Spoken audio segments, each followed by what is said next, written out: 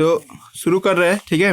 कल जो हम आपको बता रहे थे कि प्रेगनेंसी है ना और एम्ब्रियोनिक डेवलपमेंट क्या होता है सो बता दिए थे। आज का मेजर टॉपिक है कि है ना पार्चुरेशन मतलब डिलीवरी कैसे होता है वो जानेंगे, ठीक है। और बच्चे को मिल्क कैसे मिलता है माँ से वो भी जानेंगे जी। और आज कोशिश करेंगे कि एनसीईआरटी बुक का टॉपिक खत्म हो जाए। मतलब एनसीईआरटी में आप बहुत कम पेज रह गया है। कल बहुत कुछ पढ़ा भी दिए थे, बस आज एक साइकोलॉजिकली इस रीडिंग मार करके है ना और आपको आगे बढ़ेंगे, पार्चुरेशन समझाएंगे। लेकिन उससे पहले एक की क्वेश्चन कल हम फंसा के रखे हुए थे जिसका नाम क्या था, स्टेम सेल, है ना जी। तो कल के क्लास को हम लोग एक पॉइंट पे ला के रखे थे, है ना, जिसका नाम रखे थे हम लोग क्या, स्टेम सेल के नाम से हम लोग बुलाए थे जी। 1 सेकेंड, है ना। एक आपको टॉपिक कल चल रहा था जिसका नाम क्या था, आपको स्टेम सेल के नाम से हम लोग जानते हैं जी, ठीक है। अब ये स्टेम सेल क्या है इस पे भी हम लोग आज चर्चा करेंगे, ठीक है। उससे पहले कल जो सब पढ़ाए थे ना उसको एक बार सुन लीजिए। कल हम आप लोग को बताए थे कि बच्चा जब माँ की दीवार से चिपकता है ना जी, ठीक है, फोटोग्राफ तो दिख रहा होगा, है ना। तो ये बच्चा जब माँ की दीवार से चिपकता है तो क्या बनाता है, प्लासेंटा बनाता है जी, ठीक है। अब प्लासेंटा है ना सर, उसको नरिश करने में मदद करता है, बच्चे को नरिशमेंट देने में मदद करता है, बच्चे को प्रोटेक्ट करता है, बच्चे को कवर करके देता है, अम्निकल कोड वगैरह सब बनाता है ताकि बच्चे से वो कनेक्शन प्राप्त कर सके। ये सब बात कल बता दिए थे। और कल हम तुम लोग को ये भी बता दिए थे कि बच्चा कौन से महीने में कौन सा ऑर्गन बनाता है। कल का क्लास खाली अभी हम बोल रहे हैं, कल हम आपको जेस्टेशन पीरियड बता दिए थे, है ना जी। जेस्टेशन पीरियड का मतलब जानते हैं आप लोग, जितना दिन बच्चा माँ के गर्भ में रहता है ना उसको हम लोग क्या नाम देते हैं, जेस्टेशन पीरियड के नाम से बुलाते हैं हम लोग, यानी ह्यूमन सब, है ना। ह्यूमन में क्या देखते हैं, है ना, लगभग लगभग है ना आपको 9 महीने तक बच्चा माँ के गर्भ में रहता है जी, ठीक है। 9 महीना करने मतलब 36 से 38 सप्ताह, है ना। ये आपको 36 से 38 सप्ताह जो देखते हैं, है ना, वो बच्चा माँ के गर्भ में रहता है जी, ठीक है। इसी को हम लोग जेस्टेशन पीरियड कहते हैं। और वीवीआई पॉइंट सब कल ही हम डिस्कस कर दिए थे। कल हम तुम लोग को बताए थे कि कौन से महीने में क्या बनता है जी, ठीक है ना। तो हम बता रहे थे तुम लोग को कल कि पहला महीना में हर्ट बनता है जी, लगभग 25 तारीख तक आते आते फर्टिलाइजेशन हो जाने के बाद 25 तारीख, है ना, मतलब है ना लगभग 1 महीना के आसपास में हर्ट बन जाता है सर। बच्चे का जो हर्ट है ना सर बहुत फास्ट बीट करता है, 240 मिनट पर, है ना, आपको 240 बीट पर सेकंड करता है जी सर। इतना फास्ट होता है सर कि माँ भी समझ जाती है कि डबल हर्ट आपको आवाज कर रहा है, और डॉक्टर भी समझ जाता है कि एक फीटस आ चुका है, ठीक है। और दूसरे महीने में क्या बनता है, तीसरे महीने में क्या बनता है, चौथे महीने में, सॉरी 5वें महीने में क्या बनता है, छठा महीने में क्या बनता है। कुछ लॉजिक वाला भी बात किए थे। बच्चे में मूवमेंट समझती हो ना, है ना, बच्चा जो हिलता डुलता है ये सब भी आपको होने लगता है 5वां महीना में। देखो एक्चुअली में जब तुम फोटोग्राफ देखोगे ना एनसीईआरटी बुक का, एनसीईआरटी बुक में बच्चा कुछ इस तरह से है जी, ठीक है। मतलब ये ऊपर का हिस्सा है और इस फोटोग्राफ को कंपेयर कर रहे हो, इसके साथ कंपेयर करो सब लड़का, है ना, ये फोटोग्राफ के साथ कंपेयर करेंगे, है ना। एक मिनट, है ना, ये फोटोग्राफ के साथ कंपेयर कीजिए आप, है ना, इस फोटोग्राफ के साथ, तो पता चलेगा क्या सर कि ये जो फोटोग्राफ है और यहाँ पर जो आप फोटोग्राफ देख रही हो, ठीक है, इस दोनों फोटोग्राफ में से इस तरफ से बच्चा चिपका हुआ है ना। ये फैलोपियन ट्यूब होगा, इधर से भी ये फैलोपियन ट्यूब देख रही हो, है ना। और आप इसमें फोटोग्राफ देख रहे हो तो लग रहा है कि सर बच्चा यहाँ पर से चिपका हुआ है जी, ठीक है, इस रीजन से आपको चिपका हुआ नजर आ रहा है जी, ठीक है। तो लेकिन हम देखते हैं सर ये जब बच्चे का डिलीवरी का वक्त आता है तो सर नीचे क्यों हो जाता है, ये जो हेड देख रहे हैं ना नीचे क्यों हो जाता है। ये सही तरीका है नॉर्मल डिलीवरी होने का, है ना जी। माथा जो होगा उसका नीचे क्यों रहेगा तो आराम से निकल जाएगा। लेकिन अगर दो पैर ऊपर है, कभी सुनते हो कि सीधा बच्चा या उल्टा बच्चा, ऐसा कुछ हिंदी में कोई बोलता होगा, है ना। तो जवाब हम दे रहे हैं कि सीधा बच्चा करने का मतलब क्या, उसका सर नीचे क्यों रहना चाहिए, ताकि हल्का सा भी बाहर आएगा ना तो डॉक्टर उसको पकड़ करके पूरा खींच लेगा बॉडी को। लेकिन जैसे ही उल्टा रहेगा, इमेजिन करो कि ये ऐसे है ना, ऐसे करने मतलब क्या, पैर नीचे क्यों होगा, तो ये किस्मत पे होता है सर। दोनों पैर एक साथ बाहर आएगा तो डॉक्टर खींच सकता है, फिर भी हाथ टूटने का डर रहेगा जी, ठीक है। ये सब बहुत क्रिटिकल हो सकता है ना।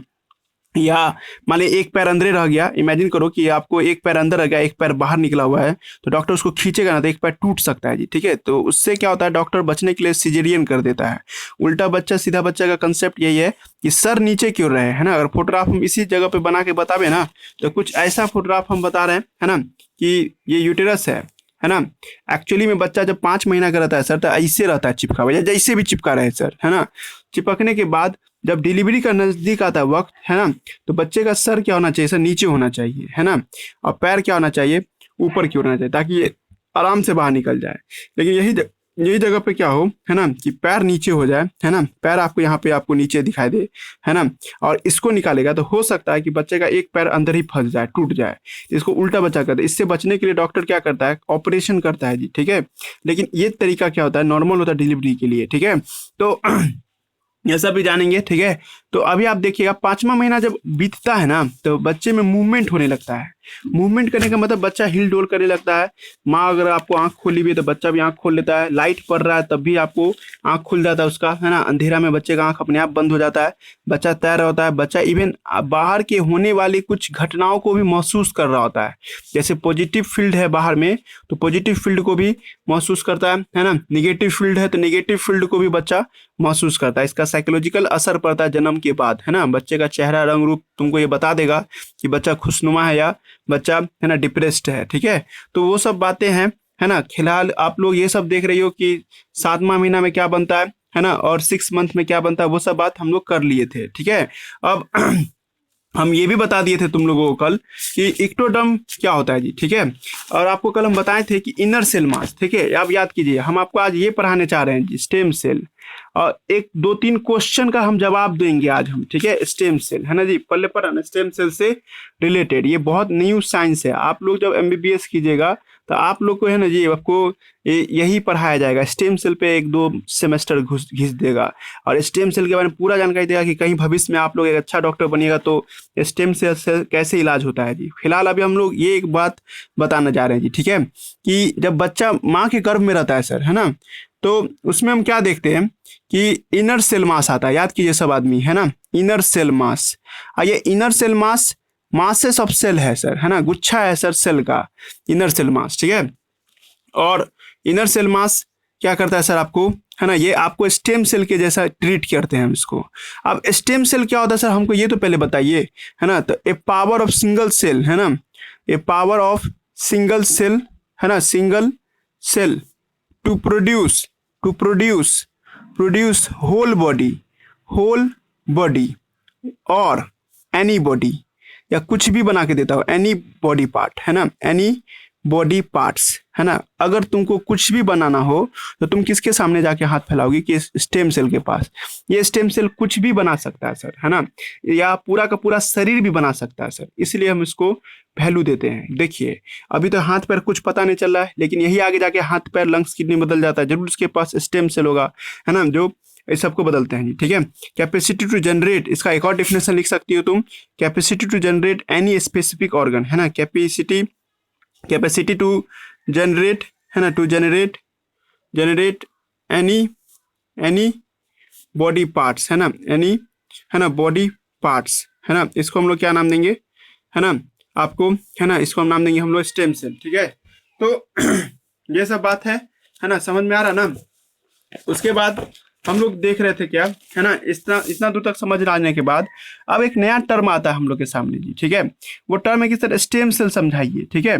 देखो स्टेम सेल समझने के लिए पहले तुमको एक एग्जांपल देके समझाते। छिपकली के बारे में तुम लोग जानती हो, है ना। एक आपको छिपकली जो देखते हैं सर, उसमें एक, है ना, पूंछ जो देखते हैं सर, मान लीजिए कि ये कोई रेप्टाइल है ना, खासतौर पे आपको यानी कि, है ना, हेमीडेक्टाइलस, है ना। हेमीडेक्टाइलस करने का मतलब, है ना जी, वो गार्डन लिजार्ड, सॉरी मतलब आपके वॉल लिजार्ड होता है ना, घर में जो छिपकली देखती हो, तो उसका जो पूंछ देखते हैं ना सर, ठीक, कभी कभी वो अगर कोई खतरा महसूस करे या कभी कभी उसको डर लगता है या कभी केवाल में फंस जाता है, ठीक है, तो अपना पूंछ को काट देता है जी, ठीक है। काट देने के बाद, है ना, उसका पूंछ जब हट जाता है सर, तो कुछ दिन बाद देखते हैं फिर से एक नया पूंछ बन गया, है ना। इसका मतलब जरूर यहाँ पे कुछ कोशिकाएं हैं जो फिर से जनरेट कर सकता है। इस कोशिका में ये बात फिट है कि भाई अगर पूंछ नहीं रहेगा तो पूंछ बना देना है, ठीक है। मतलब यहाँ पर का जो सेल है वो स्टेम सेल है सर, पर ये स्टेम सेल किसके लिए है, ओनली फॉर टेल के लिए है जी, ठीक है। समझ में आ रहा है जी। मतलब जैसे कुछ खाली जगह होगा, है ना जी, उसको क्या करेगा सर आपको, है ना, वो आपको बना देगा आपको नया चीज, ठीक है जी। बात समझ में आ रहा है मेरी क्या करना चाह रहा है। स्टेम सेल का यही मतलब होता है, खाली जगह को भर देना जी, ठीक है। आप इमेजिन करो कि जब तुम मॉडर्न साइंस पढ़ोगे ना, मान लो कोई बंदा है और उसको कैंसर हो गया है, ठीक है। इमेजिन करो कि अगर हमको इस जगह पे कैंसर हो जाता है, ठीक है, या यहाँ पे हमको कैंसर हो जाता है जी, ठीक है। तो डॉक्टर का ये पूरा सर गया है, डॉक्टर क्या करेगा, यहाँ पर का हड्डी सहित काट करके हटा देगा। हमको बहुत खराब लगे ऐसा चीज, ऐसा और ऐसा हो जाए तो। किसी किसी को देखती हो ना, गुटखा वगैरह जो खाता है उसका पूरा माउथ में कैंसर हो जाता है, पूरा आरी से काटता है डॉक्टर उसको, पूरा हड्डी जबड़ा जीभ दांत सब काट के हटा देता है जी, ठीक है। अब बहुत घिनौना लगता है, वो आदमी पूरा पट्टी से साटा रहेगा, पाइप घुसाया रहेगा माउथ में, ठीक है जी। अब उसका लाइफ तो बर्बाद ही होगा, नरक जैसा उसको महसूस कराएगा। पॉइंट ये है कि अगर हम नहीं चाहते सर ये खराब हो, है ना, तो डॉक्टर क्या करेगा, इसको हटा देगा, यहाँ पे स्टेम सेल ला करके रख देगा जी, ठीक है। स्टेम सेल क्या करेगा, आसपास के इलाके को देखते हुए अब उसी तरीके का सेल में बदल जाएगा। मान लो कि अगर यहाँ पे मेरा स्किन जल गया था और स्किन को हटा दिया है डॉक्टर, और हम चाहते हैं कि यही स्किन फिर से आ जाए, तो हम क्या करें, स्टेम सेल रख देंगे। स्टेम सेल क्या करेगा, आसपास का सेल देकर डिवाइड करके 1 महीना में, 2 महीना में, 3 महीना में, 5 महीना में इसको पूरा का पूरा भर देगा जी। बहुत अच्छा चीज बना जी, आपको किसी से मांगना नहीं पड़ा, है ना, आपके पास खुद स्टेम सेल है और उसी स्टेम सेल से हम ये सब काम कर लेते हैं जी, ठीक है। नहीं समझ पाई तो एक बार थोड़ा सा सुनो ठीक से, आपको हम बोल रहे हैं, ठीक है। स्टेम सेल के पास प्रॉपर्टी होता है सर, आसपास के सेल के जैसे अपने आप को बदल देना। एज फॉर एग्जांपल कि भविष्य में मगर मेरा किडनी खराब हो जाता है या लीवर खराब हो जाता है, मान लो कि किसी का किडनी है और सड़ गया, डॉक्टर बोला कि ये पूरा सड़ चुका है, ठीक है, तो डॉक्टर क्या करेगा, है ना कि इस जगह को, है ना, आपको हटा देगा और यहाँ पे स्टेम से ला करके रख देगा जी। मान लो किसी बंदे का किडनी था, है ना, और ये पूरा खराब हो चुका है, इसको हटा देगा डॉक्टर, और हटाने के बाद यहाँ पे स्टेम सेल लग देगा। कुछ महीना में स्टेम सेल क्या करेगा, उस इलाका को भर देगा जी, ठीक है। तो अच्छा चीज बना, मतलब भविष्य में ऑर्गन ऑर्गन ट्रांसप्लांटेशन या ऑर्गन डोनर का आपको वेट नहीं करना पड़े। अभी देखती हो किसी चीज के लिए ऑर्गन का वेट करना पड़ता है, किसी से लेना पड़ता है। उस जमाने में ऐसा होगा कि सर ऑर्गन किसी से लेना ही नहीं पड़ेगा जी, ठीक है। मतलब कि स्टेम सेल को हम डालेंगे और वो मेरा काम करके दे देगा जी, ठीक है। ये बहुत न्यू ब्रांच है जी, अभी बस रिसर्च है, इनिशियल स्टेज में है ये लोग, लेकिन धीरे धीरे इसको भी बढ़ रहा है जी। अब आइए हम आपको स्टेम सेल पढ़ाने जा रहे हैं। हमारे बॉडी में स्टेम सेल कहाँ कहाँ पे होता है जी, ठीक है, इसको देखेंगे जी, ठीक है। क्या लड़का में स्टेम सेल पाया जाता है, क्या लड़की में स्टेम सेल पाया जाता है ना, इस सब पे भी गौर करेंगे जी, ठीक है। स्टेम सेल का फायदा किसको मिलेगा, मान लीजिए अगर मेरा किडनी खराब हो गया है तो क्या तुम लोग का स्टेम सेल लेके हम अपना काम चला लेंगे, तो जवाब है नहीं, ठीक है। और कैसे काम करता है स्टेम सेल उसको समझो जी, ठीक है। देखिए अगर हम नहीं समझा पाएंगे तो एक बार जरूर पूछिएगा हमसे, ये बहुत नया ब्रांच है। स्टेम सेल का डिफिनेशन हम दे चुके हैं आप लोगों को, है ना, लेकिन अभी हम कुछ और बताना चाह रहे हैं, ठीक है। या इन शॉर्टकट देखो 3-4 क्वेश्चन हम पहले लिख देते हैं। क्वेश्चन ये है, पहला क्वेश्चन देखो, पहला क्वेश्चन है कि इंडोमेटेरियम से निकलने वाला, है ना, इंडोमेटेरियम, है ना, इंडोमेटेरियम से जो ब्लड निकलता है ना, इंडोमेटेरियम ब्लड रिलीज करता है, कल बोले थे ये क्वेश्चन, ठीक है। रिलीज जो होता है सर, ठीक है ना, नॉट डज नॉट क्लॉट, है ना, ये डज नॉट क्लॉट, ये क्लॉट नहीं करता है, जमता नहीं है सर, क्यों नहीं जमता है इस पे चर्चा करेंगे जी, ठीक है। जबकि हम लोग का नियम है कि ओनली अगर कट जाएगा कुछ दिन बाद देखना कि वो भूरे रंग के स्कम में जम जाता है जी, है ना, या 1-2 दिन में जम जाएगा, लेकिन इंडोमेट्रियम के दीवार से जो ब्लड निकलता है वो नहीं जमता है जी। इसका सवाल का जवाब आज देंगे हम तुमको। दूसरा सवाल देंगे कि स्टेम सेल हमारे बॉडी में कब तक रहते हैं, स्टेम सेल का लोकेशन, है ना, लोकेशन और, है ना, और टाइमिंग, यानी कितने दिनों तक आपके शरीर में स्टेम सेल है। अभी कोई लड़का बोलेगा ना क्या मेरे पास स्टेम सेल है, तो जवाब है नहीं, किसी भी लड़का में स्टेम सेल नहीं है। लड़की में थोड़ा बहुत स्टेम सेल होता है जी, ठीक है, उसके भी चर्चा हम लोग करेंगे अभी, है ना। तीसरा क्वेश्चन बनता है कि स्टेम सेल किसको डोनेट किया जा सकता है, स्टेम सेल डोनेशन, है ना, डोनेशन किसको दे सकते हैं, इसको किसको डोनेट कर सकते हैं या डोनेट किया जा सकता है। 3 क्वेश्चन का सवाल का जवाब ढूंढेंगे। तुम लोग को एक बात तो पता चल गया कि स्टेम सेल भविष्य में एक ऐसा औजार बन के आएगा सर जो हर तरह की बीमारी को ठीक कर देगा। मतलब किसी को लंग्स कैंसर हो गया, डॉक्टर लंग्स काट के हटाएगा, नया लंग्स लगा देगा स्टेम सेल की मदद से, ठीक है। पर प्रॉब्लम क्या है कि स्टेम सेल, है ना जी, आपको यानी कि, है ना, फादर के जनरेशन में ही काम करता है जी, ठीक है, फादर जनरेशन में ही काम करेगा जी, ठीक है। मान लो कि मेरा बच्चा जन्म लिया, ठीक है, हम अपने बच्चे का स्टेम सेल कुछ रखवा लिए, है ना, तो ये उसके लिए तो काम करेगा ही करेगा, है ना। मान ली कोई बंद, ये कोई उसका पेरेंट है जी, ठीक है, इमेजिन करो सब आदमी, ये है एक पेरेंट है, मतलब क्या मेल फीमेल हुआ, है ना, मेल एंड फीमेल हुआ, और ये मेल फीमेल का एक बच्चा जन्म लिया जी, ठीक है, एक चाइल्ड जन्म लिया, है ना। फिर उसके बाद एक और कभी ना कभी एक और चाइल्ड या सिस्टर मान लो जन्म लिया होगा, ठीक है, एक मेल सन जन्म लिया होगा, एक ब्रदर सिस्टर जन्म लिया है, ठीक है। तो सर इसका अगर हम स्टेम सेल बचा लेते हैं, इसका स्टेम सेल रख लेते हैं, अभी कहाँ स्टेम सेल पता नहीं अभी हमको, पर इस लड़के का स्टेम सेल हम बचा के रख लिए हैं कुछ, है ना, तो इसके लिए भविष्य में फायदेमंद है। मान लो कभी रोड एक्सीडेंट हुआ, कभी मान लो कि कैंसर हो गया इसको, या कभी कभी कुछ भी बॉडी का पार्ट्स खराब होता है, तो ये तुरंत एक हॉस्पिटल को फोन करेगा कि हम मेरा स्टेम सेल जमा है एक फ्रीजर में, निकाल के लाओ, और उस स्टेम सेल से अपने बॉडी को ठीक कर ला लेगा जी, ठीक है। ये सब हो रहा है अभी, ये सब इलाज में होता है। ये स्टेम सेल का इस्तेमाल वही लड़का खुद कर सकता है अगर उसको कोई प्रॉब्लम हो तो, ठीक है। वो अपने बहन को भी दे सकता है, लेकिन 40% सक्सेस होने का चांस है ना, 40% ही सक्सेस होगा। पिता को देगा या माँ को देगा तो 50% चांस है सक्सेस होने का, है ना जी। लेकिन यही आपको चाइल्ड अपने बेटे को देगा, है ना, इसका जो आगे जाके जब सन आएगा तो उसमें चांसेस क्या होगा सर, 50% होगा बचने का जी, ठीक है। और अपने ग्रैंडफादर को देगा या ग्रैंड मदर को देगा तो 25% चांस है बचने का। कोई अननोन थर्ड पार्टी को देगा, थर्ड पार्टी को, तो ये उसको कोई बचने का चांसेस नहीं है जी। मतलब थर्ड पार्टी में आपको 10% से भी कम चांस है काम करने का जी, ठीक है। देखो अभी हो रहा होगा, ऊपर से जा रहा होगा, देखो अब हम था, है ना, कुछ बातें बोले हैं ना, अब इसको था सीक्वेंस में सुनिए, सीक्वेंस में बोल रहे हैं आप, ठीक है। हम आपको बताएं स्टेम सेल, है ना, स्टेम सेल, है ना, स्टेम सेल का डेफिनेशन बता चुके हैं। आपके बॉडी में स्टेम सेल क्या मिलता है, इनर सेल मास को कहते हैं स्टेम सेल, है ना, inner cell mass is called, है ना, इज कॉल्ड स्टेम सेल, है ना, इसको क्या कहते हैं हम लोग, स्टेम सेल के नाम से बुलाते हैं जी, ठीक है, स्टेम सेल।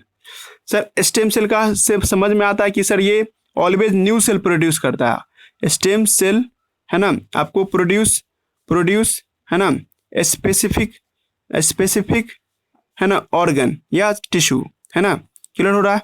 अब दूसरी बात क्या है कि स्टेम सेल अगर कोई लड़का पैदा ले रहा है, ये यूटेरस है ना, जब ये बॉडी बन जाता है जी, तो बॉडी जब बन जाता है तब उसमें स्टेम सेल नहीं रहता है। स्टेम सेल कहाँ रहता है, अम्निकल कोड में। ये जो देख रही हो ना, इसका नाम था अम्निकल कोड, है ना, अम्निकल कोड। ये क्या चीज का बना होता है सर, स्टेम सेल का बना होता है जी, ठीक है। अभी तुम लोग इसके साथ कंपेयर करो ना, है ना, हम बताना चाहते जैसे छिपकली वाला वही केस पता थे ना आप लोग को, उसमें पूछ बन सकता है ना जी, ठीक है। पूछ इसलिए बन जाता है क्योंकि यहाँ पे स्टेम सेल होता है, वो क्या करता है फिर से जनरेट कर देता है। उसी तरह से, है ना, हम लोगों में, है ना, कोई लड़का पैदा ले या लड़की पैदा ले, है ना, तो उसके बॉडी में, है ना, स्टेम सेल कहाँ मिलेगा, तो ये मिलेगा, ये बॉडी में नहीं स्टेम सेल, मतलब बच्चा पैदा ले लेगा उसके बॉडी में कहीं स्टेम सेल नहीं है, पर ये जगह में स्टेम सेल है सर, है ना। अम्निकल से कोड जो ना प्रिजर्व करता है स्टेम सेल को, इसलिए बड़ा आदमी क्या करेगा, जब ऑपरेशन होता है ना, या डिलीवरी होता है बच्चे का, तो इसको काट करके हटा दिया जाता है। 3D देखिए ना, 3D में अम्निकल कोड को काट के हटाता है जी, ठीक है। या हम भी आपको आज जो डिलीवरी टॉपिक पढ़ाएंगे उसमें भी तुमको बताएंगे अम्निकल कोड को काट करके हटा लिया जाता है, अब फेंक देता है, यहाँ के दरभंगा के डॉक्टर से इसको फेंक देगा, ठीक है। लेकिन, है ना, अमीर आदमी सब क्या करेगा, यही स्टेम सेल को प्रिजर्व कर डालेगा, है ना। इसको प्रिजर्व करने का मतलब क्या, लिक्विड नाइट्रोजन में डालेगा। याद करो आपको पढ़ाए थे एक बार आपको कार्यो प्रिजर्वेशन, -196 डिग्री C का जो लिक्विड नाइट्रोजन होता है उसमें जाके रख देगा, और ये 10 साल के लिए रख देगा, है ना, 20 साल के लिए रख देगा, 50 साल के लिए रख देगा, मरते दम तक के लिए रख देगा, है ना। अब मान लीजिए यही बंदा जो बच्चा जन्म लिया था, इस बच्चे को कभी बीमारी हुआ, है ना, 50 साल की उम्र में इसका मान लो कि इसका किडनी फेल कर गया, है ना, तो इस बच्चे को, है ना जी, आपको किडनी लगाना है, सबसे मांग रहा है, कोई नहीं दे रहा है इसको किडनी, ठीक है। तब इसको याद आता है कि मेरे पापा मम्मी, है ना, स्टेम सेल प्रिजर्व करा के रखे थे, अगर वही स्टेम सेल, है ना, अपने पास मंगवाया जाए, डॉक्टर को बोलेगा कि मेरे पास स्टेम सेल है मेरा, इसमें वो कोशिका है जो इसका कोई भी बॉडी पार्ट्स बना सकता था, है ना जी, इसका जो बॉडी पार्ट्स बना करके दे सकता था जी, ठीक है। डॉक्टर को बोलेगा कि मेरे पास स्टेम सेल है, डॉक्टर बोले ठीक है लाइए थोड़ा सा, है ना, 1-2 आपको सेल ले लेगा, और 1-2 सेल क्या करेगा, डॉक्टर इसके किडनी के पास ला के रख देगा, वो किडनी को फिर से क्या कर देगा, रिपेयर कर देगा ना। तो ये स्टेम सेल कुछ भी नहीं बना सकता, जस्ट लाइक यहाँ पे छिपकली का पूछ याद करो, है ना, तो भाई छिपकली का पूछ कट जाएगा तो यहाँ से नया बना सकता है ना जी। ऐसा कभी हुआ है कि एक अपना छिपकली अपना सेल किसी और को दे देगा, ऐसा ना पॉसिबल है। इसलिए हम तुमको बोले कि स्टेम सेल उसको अपने ही शरीर पे काम करेगा, जिसका स्टेम सेल है उस पे ही काम करेगा, और अपने ब्लड रिलेटिव्स में काम करेगा। ब्लड रिलेटिव करने का मतलब, है ना, अपने भाई बहन में, है ना, अपने माता पिता में, अपने दादा दादी में, अपने नाना नानी में काम करेगा, लेकिन उसके अपने मामा मामी में नहीं काम करेगा, उसका ब्लड रिलेशन थोड़े होगा जी। वो बात समझ में आ रहा है क्या बोल रहे हैं इसका, है ना, अपना जो जाति का मतलब अपने खून का रिश्ता होगा, जिसका सेम टिश्यू होगा, उस पे काम करेगा स्टेम सेल। बस समझ गया होगा जी। हम तो बार बार यही तुमको समझा के क्लियर कर दिए होंगे कि जैसे छिपकली का पूंछ फिर से बन जाता है स्टेम सेल की वजह से, उसी तरह से हमारे अंदर का बॉडी पार्ट्स फिर से बन सकता है due to the presence of stem cell. अगर कोई आदमी अपना स्टेम सेल प्रिजर्व नहीं कराया होगा तब उसके लिए कोई चांस नहीं है, वो नहीं बचा सकता अपने आप को। समझिए मेरी बात क्या बनना चाहे। इसीलिए बड़ा बड़ा आदमी, पैसा वाला आदमी सब क्या करता है, अपने बच्चे का स्टेम सेल प्रिजर्व करा लेता है। इसमें बहुत सारा यूट्यूब पे या गूगल पे सर्च करोगे ना, स्टेम सेल प्रिजर्वेटिंग बैंक, है ना, तो बहुत सारा तुमको वेबसाइट आ जाएगा।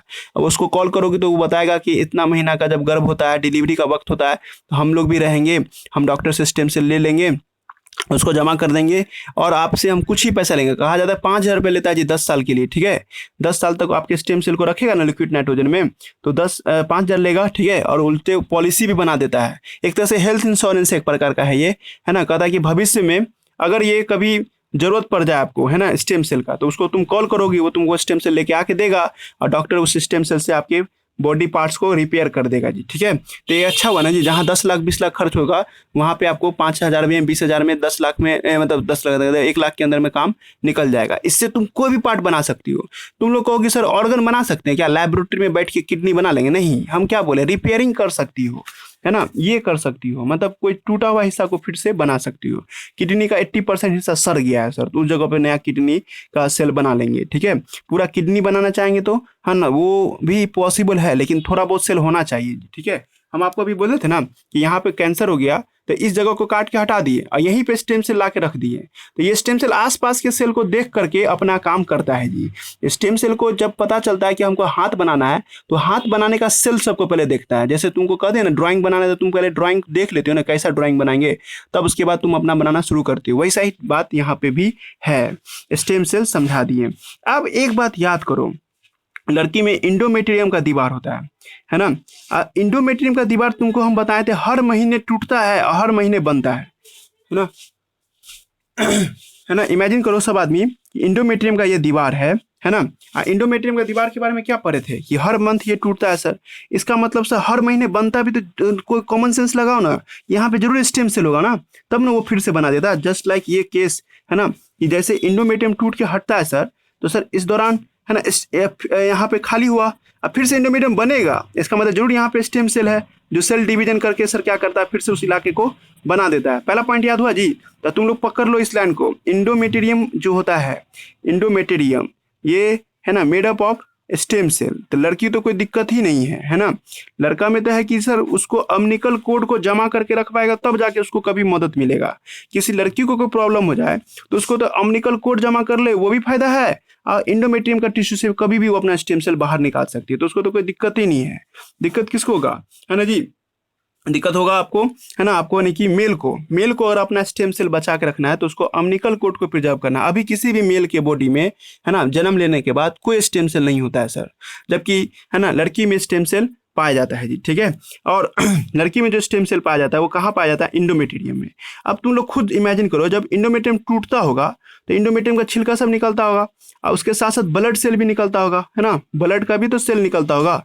अब ब्लड का सेल और इंडोमेट्रियम टूट के नीचे आता होगा, तो स्टेम सेल भी तो नीचे आता होगा, इक्का दुक्का ही सही, पर आता तो होगा ना सर स्टेम सेल ब्लड के साथ। जैसे ही ब्लड सेल मरने वाला रहता है, तुरंत स्टेम सेल डिवाइड करके एक नया सेल बना के दे देता है, ब्लड सेल। बात समझ रही हो, इसीलिए क्लॉट नहीं करता है। कुछ समझ में आया कि लिक्विड स्टेट में ही क्यों रह जाता है, कि लड़कियों का इंडोमेट्रियम से निकलने वाला ब्लड लिक्विड स्टेट में ही क्यों रहता है, why not they clot, because, है ना, इन वेजाइनल स्लज, है ना, या इंडोमेट्रियम स्लज, इंडोमेट्रियम के छिलका में क्या रहता है, स्टेम सेल रहता है sir. That stem cell continuously divide, मतलब ये है स्टेम सेल, है ना, ये देख लो स्टेम सेल है ना। और बगल में एक आरबीसी है, ये है ना, आरबीसी है या डब्ल्यूबीसी है। अभी बोला कि मेरा टाइम हो गया, हम मरने जा रहे हैं, ठीक है। तो कह रहा है कि ठीक है, स्टेम सेल जैसे देखता है इसको मरते हुए, तुरंत सेल डिवाइड करके एक स्टेम सेल रहता है और दूसरा डब्ल्यूबीसी में बदल जाता है। बात समझी। और आरबीसी बनाना तो स्टेम सेल एक डिवाइड करेगा, और डिवाइड कर एक स्टेम सेल रह जाएगा और दूसरा क्या हो जाएगा, आरबीसी में बन जाएगा। मतलब मर तो रहा है सर, लेकिन नया फिर उस जगह पे ले भी तो रहा है, तो क्लॉट नहीं ना होने देगा जी, लिक्विडिटी बनाए रखेगा ना। हो गया, बात समझा दिए जी। अब तुम लोग को 3 सवाल का जवाब मिला, है ना जी। स्टेम सेल, है ना, इंडोमेट्रियम का, है ना, इंडोमेट्रियम का जो ब्लड निकलता है, why not they clot, because presence of stem cell. इसका आंसर क्या होगा, बिकॉज स्टेम सेल प्रेजेंट होते हैं जी, ठीक है। स्टेम सेल इन, है ना, स्लज, है ना, उस स्लज में क्या होता है, स्टेम सेल पाया जाता है। स्टेम सेल का लोकेशन पता चला, लोकेशन कहाँ होता है, यू अम्निकल कोड में और इंडोमेटेरियम में। ह्यूमन बींग में यही दो जगह पे मिलता है। अम्निकल कोड तो लड़का लड़की दोनों में हुआ, पर इंडोमेटेरियम तो सिर्फ और सिर्फ लड़की में हुआ ना। और टाइमिंग क्या होगा, लड़की में तो हमेशा के लिए होगा, लड़का में बस बर्थ तक ही रहता है स्टेम सेल, है ना। और स्टेम सेल का, है ना, आपको स्टेम सेल डोनेट, तो हम कौन किसको डोनेट कर सकता है वही तुमको बता दिए, ब्लड रिलेशन में डोनेट कर सकता है। एक बार एक लड़का हमसे क्या पूछा था कि सर हम यहाँ से हाथ काट दें, है ना, क्या ये पूरा हिस्सा बन जाएगा, तो जवाब है नहीं, है ना जी। देखो ना, उंगली सब हम क्या बोले बार बार, रिपेयरिंग कर सकती हो, ना कि, है ना, पूरा का पूरा जनरेट करना, क्योंकि उसको देखना भी तो है। स्टेम सेल क्या करता है, आसपास के माहौल को देख के उसके हिसाब से अपने आप को ढालता है। इसीलिए ये नया साइंस है कि तुम पूरा का पूरा लंग्स बना लो, पूरा पूरा किडनी बना लो, है ना, ये सब के लिए बहुत सारा रिसर्च होगा। लेकिन कोई इलाका को रिपेयर करना है, कोई इलाका सड़ गया है, उसको रिप्लेस करना है थोड़ा सा नया बना करके, तो उसके लिए तुम स्टेम सेल का अप्लाई करवा सकती हो जी। याद रखना है ये लाइन सब, है ना जी। स्टेम सेल पे बात खत्म हो गया। अब स्टेम सेल का बात आप लोग याद रखोगे, कोई क्वेश्चन है तो पूछ सकती हो।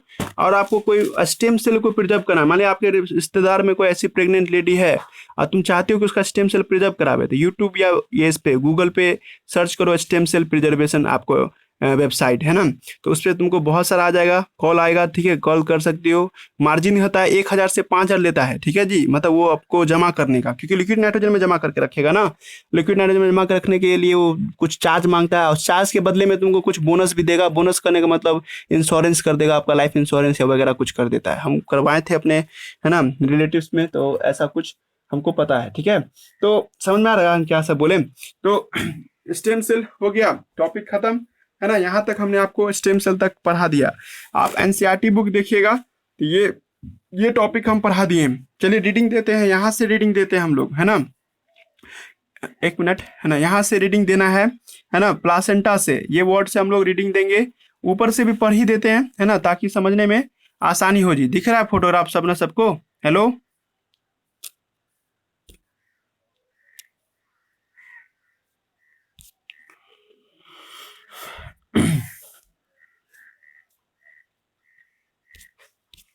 चलिए तो रीडिंग देते हैं, आज कोशिश करते खत्म करने के बाद ही छोड़ेंगे जी, ठीक है, कटेगा तो फिर से ज्वाइन करना। After implantation finger like projection appear on the trophoblast cell, जिसका नाम क्या रखे थे, chorionic villi, which surrounded with the uterine tissue, जो किससे चिपका रहता है, यूटेरस के टिश्यू से और मेटरनल ब्लड से, है ना।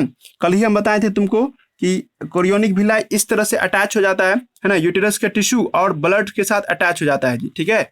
और सर आगे पढ़ते इस लाइन से, हाईलाइट पहले से हम किए हुए हैं, आप लोग हाईलाइट कर सकते हैं इसको। Chorionic villi uterine tissue become integrated with each other joint to form structural and functional unit between developing embryo is called placenta. पढ़ाए थे तुम लोग को प्लासेंटा। प्लासेंटा का काम भी तुमको बताए थे। अब प्लासेंटा सर एक काम क्या करता है, प्लासेंटा बच्चे से जुड़ने के लिए, है ना जी, placenta connect to the embryo, है ना, थ्रू है ना अम्निकल कोड। ये कैसे जुड़ता है, अम्निकल कोड के जरिए जुड़ता है, which help in the transport of the substance to and from the आपको एम्ब्रायो, है ना, एम्ब्रायो को खाना पहुंचाता भी है, एम्ब्रायो से खाना मतलब यानी कि गंदगी ले भी जाता है जी। ये सब कॉमन सेंस से पढ़ सकती हो। एक बात और कहे थे तुम लोगों को कि इंडोक्राइन ग्लैंड के तौर पे भी काम करता है प्लासेंटा। इंडोक्राइन ग्लैंड का मतलब समझ रहे हो ना, केमिकल बना के ब्लड में डालना। अब ब्लड किस में डाल देता है, मदर साइड में डालता है, माँ के खून में केमिकल डालता है सर, मदर साइड में ये सब डालेगा, है ना, जिसका नाम क्या है सर, आपको एससीजी पढ़ाए तुम लोग को कि 7वें दिन से निकलने लगता है। तो शुरू में कोरियोनिक विलाई निकालता है, इसलिए इसका नाम है ह्यूमन कोरियोनिक गोनाडोट्रोपिन। बाद में प्लासेंटा निकालने लगता है, क्योंकि हम बताएं कोरियोनिक विलाई ही तो आगे जाके प्लासेंटा में बदल जाता है। और है ना सर, ये इस वजह से आपको प्रोजेस्टेरोन का लेवल मेंटेन रहता है, एस्ट्रोजन का लेवल मेंटेन रहता है। जब देखो, जब डिलीवरी का लास्ट वक्त आता है ना जी, लास्ट वक्त में 9वां महीना जब चलता रहता है ना जी, तो फीमेल के बॉडी से एचपीएल हार्मोन भी निकलता है। एचपीएल का full form human placental lactogen. ये वो हार्मोन है जो मिल्क बनाने में मदद करता है। लैक्टोजन माने मिल्क होता है जी, मिल्क बनाने में भी मदद करता है जी। और जब डिलीवरी का वक्त नज़दीक आता है जी, ठीक है, माने 9th मंथ का एकदम लास्ट समय है, तब क्या होता है सर, ठीक है, कि आपको मतलब उसका प्लासेंटा, है ना, प्लासेंटा जो होता है ना, आपको रिलैक्सिन हार्मोन निकालता है। और रिलैक्सिन हार्मोन प्लासेंटा भी निकालता है, और ओवरी भी निकालता है, ओवरी भी, है ना जी। आप देखो 11 से इसको तुम जोड़ेगी ना तो ये पूछेगा रिलैक्सिन क्या चीज का बना होता है, तुम बोलेगी प्रोटीन का बना होता है, ठीक है, प्रोटीन का बना होता है ये रिलैक्सिन हार्मोन। और ये रिलैक्सिन हार्मोन को लैब में भी तैयार किया जा सकता है जी, ठीक है। ये हार्मोन का काम क्या होता है, वो हड्डी को अलग करता है जी। हम पढ़ाए थे ना, कमर का एक हड्डी होता है जो यूटेरस को फैलने से रोकता है जी, तो उसी को ये पूरा क्या करता है, फैला देता है सर। इस फैलने वक्त माँ को बहुत दर्द होता है डिलीवरी के वक्त, है ना, एकदम एक जो पेन जो होता रहता है, वो पेन इसलिए हो रहा है कि वो हड्डी हट रहा होता है, और उस हड्डी का नाम क्या है आपको, यानी कि प्यूबिक सिम्फेसिस, है ना। और उसके हटने से सर क्या होता है ना, बच्चे को बाहर आने में सुविधा होता है जी, ठीक है। तो उसको हटाता कौन है, हटाता है रिलैक्सिन हार्मोन। और तुमको याद रखना है जी, सब आदमी को रिलैक्सिन दो आदमी निकालता है, एक प्लासेंटा, है ना, और साथ साथ, है ना, ओवरी निकाल रहा होता है जी, ठीक है। एक बात गौर करो सब लड़का, है ना, कि एचसीजी, एचपीएल और रिलैक्सिन ये तीनों का तीनों हार्मोन तभी निकलता है जब डिलीवरी का वक्त आता है जी, ठीक है। हाइलाइटर चलाना कोई पूछ देगा कि कौन सा हार्मोन प्रेगनेंसी हार्मोन है, तो एचसीजी, एचपीएल और रिलैक्सिन हार्मोन, है ना, ये सब क्या होता है सर, है ना, ड्यूरिंग प्रेगनेंसी के दौरान ही निकलता है जी, ठीक है। और ये प्रेगनेंसी के दौरान, है ना, निकलता है, इसलिए मेडिकल में पूछता है क्वेश्चन कि किसे कहते हैं प्रेगनेंसी हार्मोन, तो तुम जवाब दोगे यही तीनों हार्मोन। ये तो कॉमन है ना जी, प्रोजेस्टेरोन, एस्ट्रोजन, नॉन प्रेगनेंसी के दौरान भी निकलता है, लेकिन ये तीनों तो सर पता चला सिर्फ और सिर्फ प्रेगनेंसी के दौरान ही निकलता है, दैट्स वाई इसको प्रेगनेंसी हार्मोन भी कहते हैं, है ना।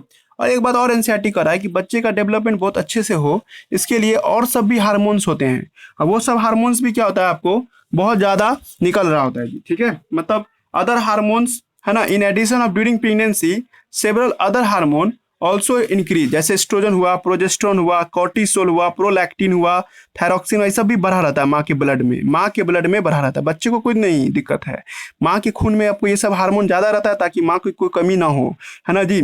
माँ को आपको बच्चे को अच्छे से ग्रोथ में, फैटल माने होता है बच्चा, है ना, गर्भ, है ना, उसको अच्छे से ग्रोथ में मदद करे। अब याद करो सब लड़का कि हम बोले थे इम्प्लांटेशन हो जाने के बाद इनर सेल मास आता है, जिसको तुम इम्ब्रायो कहते हो, यही आगे जाके बच्चे में बदलेगा।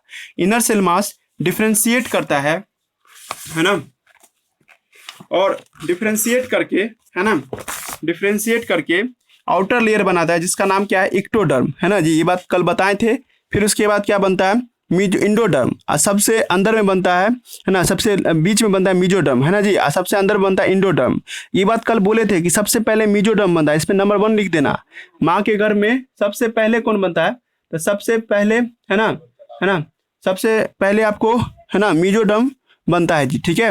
और ये मीजोडर्म के बाद आपको एक्टोडर्म बनता है, एक्टोडर्म के बाद क्या बनता है, इंडोडर्म बनता है। देखना, ये थ्योरी पढ़ने से तुमको क्लियर करना होगा, है ना। पहले मीजोडर्म कैसे तुम पकड़ लिए कि सर मीजोडर्म पहले बनता है, क्योंकि हम बोले थे कल हार्ट पहले बनता है, हार्ट पहले बना तो इसका मतलब मीजोडर्म पहले बना जी, ठीक है। वो चार्ट याद किया है सब, है ना जी। एक बोले थे असाइनमेंट में, है ना, असाइनमेंट में एक चार्ट दिए थे, वो सब याद कर लिया है, सब है कि छोड़ दी, है ना, है सब है वो एकदम तुम याद किए जी, याद है।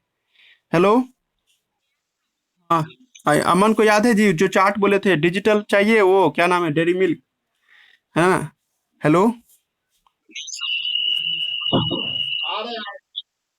याद करना चाहिए था ना जी, 2 दिन छुट्टी भी दिए थे बीच में। तो रुक जाओ, थोड़ा सा पूछताछ कर लेंगे, है ना, लेकिन एक बार रुक जाओ, हमको यहाँ तक पढ़ा लेने दो, ठीक है, उसके बाद हम पूछताछ करेंगे, है ना। यहाँ तक पहले पढ़ा लेते हैं, एक मिनट रुक जाइए, पहले यहाँ तक देख लेते हैं, ठीक है। तो पहले याद कीजिए कि मीजोडर्म पहले बनता है, बाद में इक्टोडर्म बनता है, तब इंडोडर्म बनता है जी। और हम तुमको बोले थे ये तीनों लेयर को हम लोग क्या कहते हैं, गैस्ट्रुला कहते थे। ये तीनों लेयर है ना, आपको ऑल टाइप्स ऑफ ऑर्गन बनाता है, जो भी तुमको ऑर्गन का डिमांड है, लंग्स, किडनी, यही तीनों मिलके बनाता है। It is need to maintain here that inner cell mass आपको लिखा कंटेन सर्टेन सेल, जिसका नाम क्या है, stem cell, which have potency to give rise to all tissue of organ. देखो सीबीएसई वाला लड़का यहाँ पे ध्यान देना, सीबीएसई वाले बोर्ड वाले बच्चे से स्टेम सेल ही पूछेगा। डेफिनेशन एनसीईआरटी बुक में भी लिखा हुआ है और हम अभी लिखाए भी है, लेकिन स्टेम सेल का आगे पीछे क्या दुनिया भी हम तुमको अभी हम पढ़ाए हैं, जो भी दुनिया भर का बात था स्टेम सेल को लेकर के सब डिस्कस कर दिए हैं जी, ठीक है। यहाँ सब पे हम बात किए हैं, क्लास एंड होने के बाद पीडीएफ दे देंगे जी, ठीक है। तो यहाँ तक कोई दिक्कत नहीं। अब कौन से महीने में कौन सा ऑर्गन बनता है, ये बात कल भी पढ़ाएं और आज क्लास स्टार्ट होते वक्त भी तुमको दिखाएं। ये पैराग्राफ हम नहीं पढ़ेंगे, ये पैराग्राफ तुम लोग खुद पढ़ना, हम कल कल पढ़ा दिए थे जी वो असाइनमेंट में, है ना। इसको एक बार देखोगे क्या लिखा हुआ है यहाँ पे जी, ठीक है, आप पढ़ लीजिएगा, आराम से पढ़ सकते, इसमें कोई भारी नहीं है, समझ में आ जाएगा, है ना। अब हम लोग का टॉपिक आ रहा है पार्चुरेशन और है ना, लैक्टेशन, ठीक है। इससे पहले हम उससे पूछ लेते सभा से, रे बोलो तुम, खाली ईमानदारी से किताब बंद रखना तुम, है ना, मतलब बिना देखे बोल के दिखाओ तो। चलो बोलो एक्टोडर्म के बारे में पूरा, हम नहीं पूरा बताना है, ठीक है। बोल सकती तो बोलो। नहीं, एक्टोडर्म से क्या क्या बनता है। हाँ हाँ, एग्जाम्पल देना है सीधे, बोलो।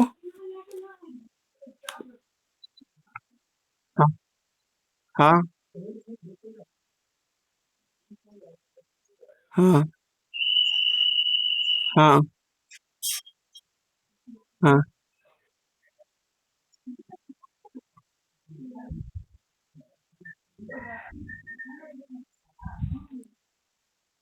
हाँ हाँ, चलो म्यूजियम बोलो। हाँ।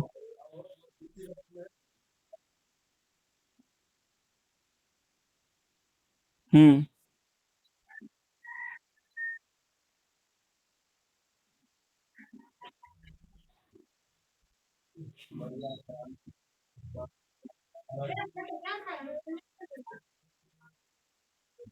हाँ हाँ, इंडोटर्म बोलो।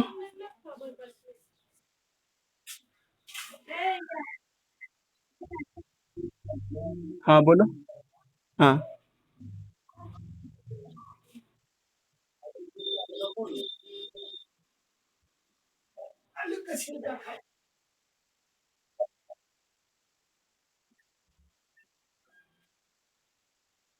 हम्म।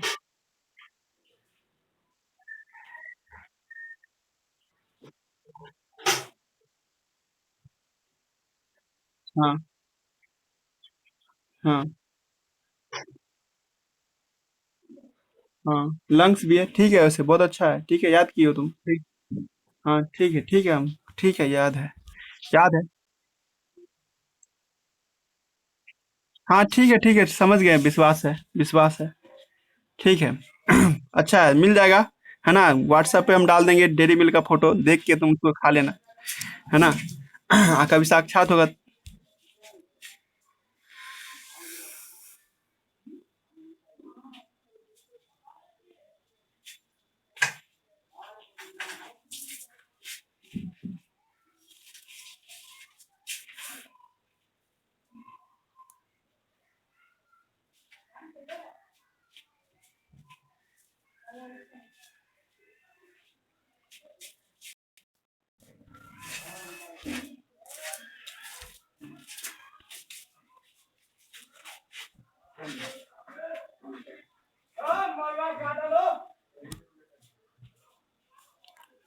हाँ,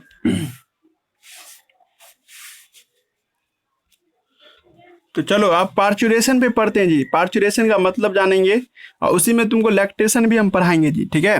बोर ना हो रहा है जी, ठीक है, खींच दे कि रहने दे। हेलो। हेलो। पढ़ा देना जी अमन। हाँ, ठीक है, तो देखो इसको भी हम पढ़ाते हैं। हाँ, तो आज खत्म कर देते हैं इसको, है ना। देखो हम लोग 9 महीना के लिए माँ के गर्भ में रहते हैं, इस घटना को जेस्टेशन पीरियड कहते हैं जी, ठीक है। एवरेज ड्यूरेशन ऑफ, है ना, ह्यूमन प्रेगनेंसी अबाउट 9 मंथ, है ना, 9 महीना के समय के लिए रहते हैं, उसको जेस्टेशन पीरियड के नाम से बुलाते हैं जी। अब हाईलाइटर चलाना यहाँ से, है ना, कि जब आपसे कोई पूछेगा ना जेस्टेशन पीरियड के बारे में, उसके बाद बता दीजिएगा जब 9 महीना खत्म होने पे होता है जी, ठीक है। तो विगरस कॉन्ट्रैक्शन होता है, बहुत तेज दर्द होता है ना, यूटेरस के दीवार में, Indo pregnancy and causing the explosion, explosion बाहर आ जाना, है ना, फीटस का, फीटस माने गर्भ होता है जी, ठीक है। वो जब बाहर आ जाता है, this process of delivery of foetus is called child birth, या इसी को हम लोग पार्चुरेशन के नाम से बुलाते हैं, है ना जी। डिलीवरी कॉमन बात में बोलता है सब लड़का सब, मतलब कि गांव देहात का भाषा है। और बायोलॉजी में भाषा क्या है इसका, पार्चुरेशन, है ना जी। व्हाट इज पार्चुरेशन, है ना, जब 9 मंथ का टाइम हो जाता है और बच्चे का जब जन्म होता है उसको हम लोग क्या नाम देते हैं, पार्चुरेशन के नाम से बुलाते हैं जी, ठीक है। ये बात समझ गए। अब इतना दूर में है ना मैकेनिज्म लिखा हुआ है कैसे पार्चुरेशन होता है जी, ठीक है, इस बात को समझिएगा आप लोग, ठीक है। तो रुकिए, यहाँ पे फोटो आप देखिएगा, इंपॉर्टेंट क्लास है जी, आप ध्यान दीजिएगा, लास्ट डे में आ गए हैं। और फिर स्पेशल केस भी बताएंगे, जब ऑपरेशन सबसे जब बच्चे जन्म लेता है उसका क्या केस है। पहले अभी नॉर्मल देखो, नॉर्मल पार्चुरेशन पढ़ा रहे हैं हम आपको, ठीक है, जिसमें नॉर्मल पार्चुरेशन जो होता है सर 9 मंथ पे ही होगा, है ना जी, नॉर्मल, है ना, पार्चुरेशन पार्चुरेशन जो देखते हैं हम लोग, है ना, नॉर्मल पार्चुरेशन, ठीक है, ये आपको क्या होता है सर 9 मंथ के ही आसपास में होता है जी, ठीक है, ध्यान देना सब लड़का। मान लेते हैं सर ये कोई माँ है, ठीक है, इमेजिन करो सब लड़का, ये एक फोटोग्राफ, ठीक है, 1 सेकेंड, हाँ हाँ, ये फोटो देखिएगा सब आदमी, है ना, ये मान लेते हैं कोई बंदा कोई फीमेल है, और वो फीमेल का ये बॉडी है जी, ठीक है ना, ये उसका यूटेरस है जी, ठीक है, ये जगह पे क्या देख रहे हैं हम लोग, यूटेरस उसका देख रहे हैं जी, ठीक है, और ये माँ का ब्रेन है जी। माँ के ब्रेन में एक जगह होता है जिसका नाम क्या था, हाइपोथैलेमस, याद आ रहा है, एक जगह होगा जिसका नाम देंगे हम लोग क्या, हाइपोथैलेमस, है ना, हाइपोथैलेमस, हाइपोथैलेमस, है ना, ये बात याद रखिएगा। और ये क्या है, यूटेरस है, और यूटेरस में क्या है सर, आपको बच्चा है यहाँ पे, ठीक है, ये एक 9 महीना पूरने पे है, ये उसका क्या है, प्लासेंटा है, यहाँ से भेजाइना है, और भेजाइना के बाद क्या होगा सर, आपको, है ना, आपको ओपनिंग होगा लास्ट का नीचे का रीजन, ठीक है, और यहीं पे आपको एक कमर का हड्डी होता है जी, ठीक है, जिसका नाम क्या है, प्यूबिक सिम्फेसिस। 3D पिक्चर तो है नहीं जो हम तुमको समझाएंगे, बस इमेजिन कर लो कि ऐसे एक हड्डी है, लड़कियों में तो हड्डी ऐसे रहता है जी, लेकिन अभी भी इस जगह से क्या है, जुड़ा हुआ है जी, देख रहे हो ना, ये पॉइंट से आपको क्या था, यहाँ वाला पॉइंट से आपको जुड़ा हुआ ऐसे रहता है ना, मतलब कुछ भी बाहर नहीं निकलने देगा जी, ठीक है, पर पॉइंट देखिएगा आप लोग, है ना, जस्ट इमेजिन करो, है ना, जब 9 महीना का वक्त हो जाता है सर, इसके ऊपर में कवर लगा हुआ था, याद आ रहा है ना, ये सब कवर लगा रहता है, और यहाँ पे भी एक भाल लगा होता है, जो भाल क्या करता है, प्लग के तौर पे काम करता है। फोटो देखोगे रियल वाला, तो यहाँ पे एक फोटोग्राफ देख रहे हैं हम लोग, है ना, ये फोटोग्राफ देखिए सब आदमी, है ना, 1 मिनट, ये फोटोग्राफ देख रहे हैं ना, तो इसमें यहाँ पे प्लग लगा हुआ है, plug of mucus at cervix point, है ना, तो वैसा ही प्लग यहाँ पे भी हम लगा दिए हैं, ठीक है।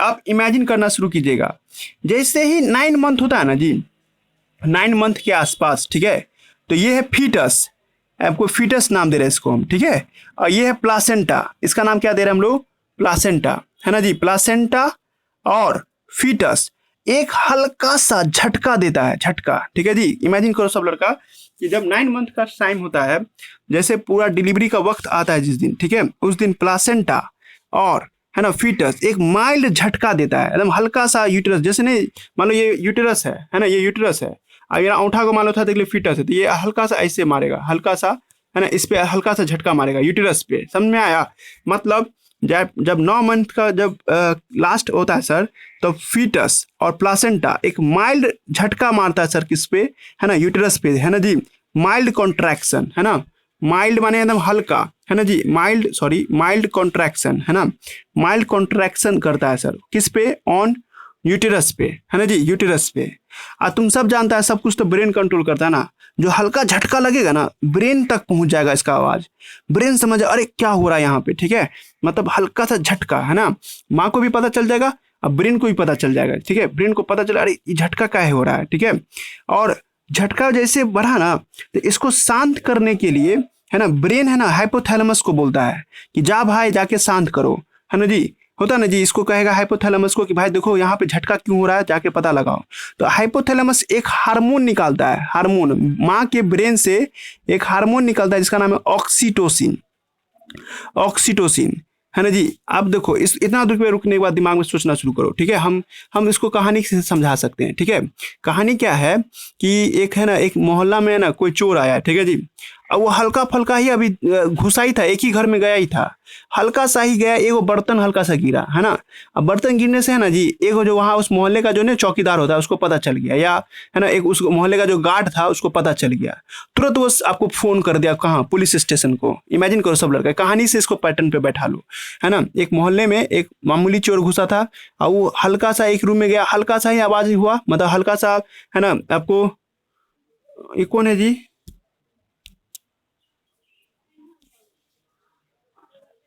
ये कौन है, मुस्के अंबर, हेलो, ये कौन था जी,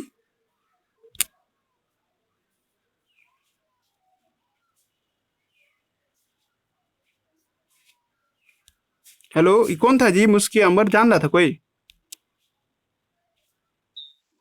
हाँ,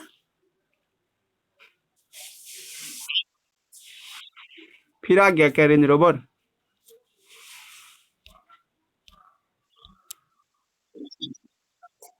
वही तो लग रहा है अब।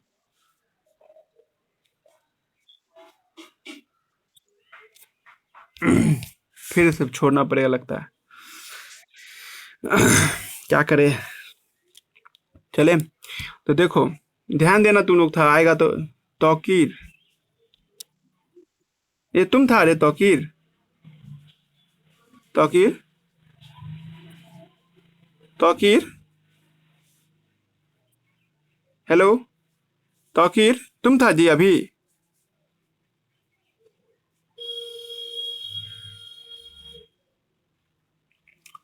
हाँ तो सुनिएगा, वैसे दिक्कत नहीं होना चाहिए, अब तो वीडियो पढ़ा रहे हैं ठीक है। तो तो कहानी को इसको पहले बैठाओ, कहानी पे बैठ जाएगा ये ठीक है। हम कहना चाह रहे एक मोहल्ला में कोई चोर आया और वो हल्का फल्का ही चोरी करना शुरू किया था, हल्का सा आवाज हुआ था।